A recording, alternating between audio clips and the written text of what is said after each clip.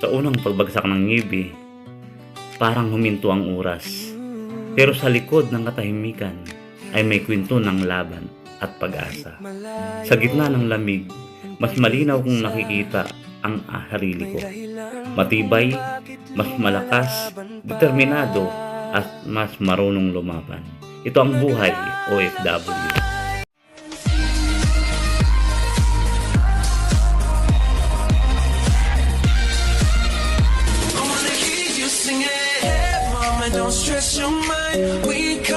Guys, lakad tayo ulit guys. Kasi kung nag-i-standby tayo, mas lalo siyang lumalamig.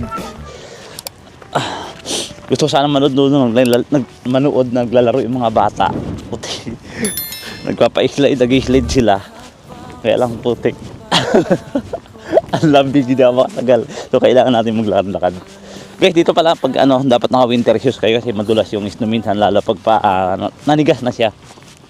So, first time lang nangyayari to guys. Diyan pumapal yung snow dyan sa may gilid, sa may bundok na yan. Yun naglalaro, may mga kasama yung mga parents nila, nag-slide sila dyan. Nung nakaraang winter, hindi ganyan kakapal yung snow dyan. Ngayon parang mini Alaska, no? Oh, di ba? Ganda.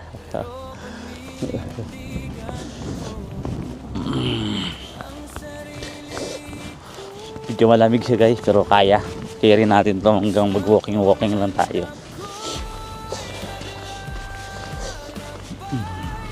Yan yung ginagawa nila dito, kasama yung mga tatay nila, nag-slide sila. Yun na, taas.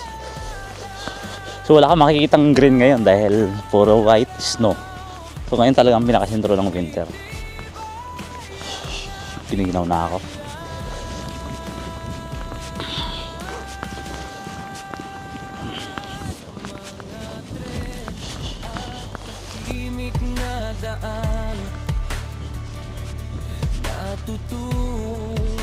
Ilong-ilong buong paligid mga kagala. Yan. Hindi man madali ang buhay dito, pero bawat sakripisyo may patutunguhan. Sa Poland ako'y naglalakbay, hindi turing. Tingnan yung hotel na may katrabaho namin guys.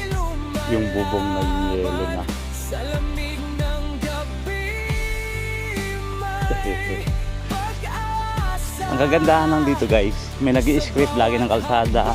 Pero ang nag-i-script ng kalsada na yun, kasabay nila, nagsasaboy ng lupa at buhangin na may asin. So, ang bakit yun sa mga sasakyan kung winter. Yun lang ang disadvantage dito. Kasi pag madaling kalawangin yung sasakyan nyo, may padaang trim. Ang galing dito kasi yung mga may tawiran para sa ng trip, may kusang bumababa yung barrier, so hindi ka na pwedeng tumawid.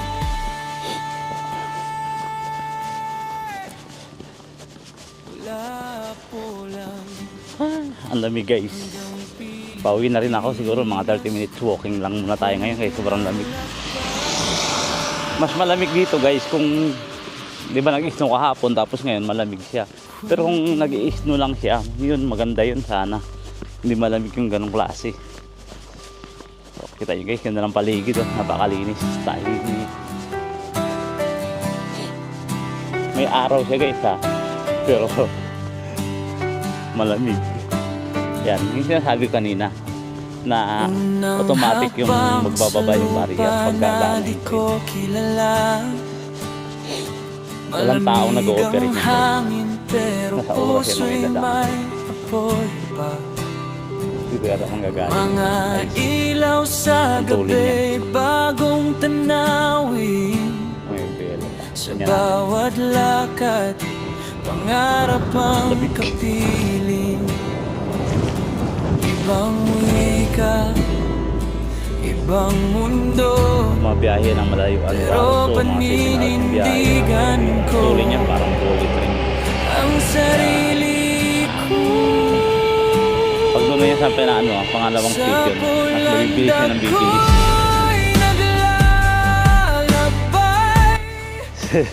Guys, malamig, pauwi na tayo. So, plano ko sana mag-walking pa tayo ng mga 1 hour more. Kaya lang, sobrang lamig ito. Nag-iis na ulit. So, sarap guys. Medyo malamig nga lang siya ngayon. Tulad ng nakarang araw na unang patak ng Igno rito, hindi masyadong malamig. Pero ngayon malamig na. Kasi yung ibang Igno, nag-frozen na siya. So, kristal na. Malamig na masyado. Dito muna tayo guys. Pauwi na tayo, samahan nyo lang ako. Para habang naglalakad ako, makita nyo yung ganda ng paligid.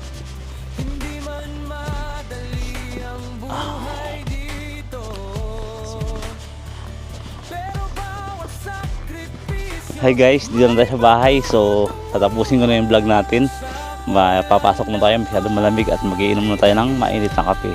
So, hanggang sa muli, ito si Arjen Martinez ang nagsasabi ng one day, this cold season is turned to the beautiful story. Thank you so much guys, and pag hindi pa kayo nakasubscribe, please like and subscribe. Love you.